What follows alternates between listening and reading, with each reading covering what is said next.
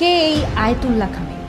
Ayatollah Ali Khamenei ইরানের বর্তমান supreme leader, যিনি 1989 সাল থেকে দেশের সর্বোচ্চ ক্ষমতা ধরে রেখেছেন।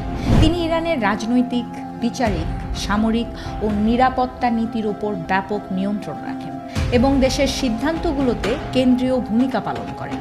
গত ডিসেম্বর থেকে ইরানে ব্যাপক অভ্যন্তরীণ বিক্ষোভ শুরু হয়েছে অর্থনৈতিক সমস্যা, মুদ্রার পতন ও রাজনৈতিক চাপের কারণে। এই বিক্ষোভগুলো শুরুতে অর্থনৈতিক দাবিতে হলেও তা দ্রুত সরকার বিরোধী আন্দোলনে পরিণত হয়েছে।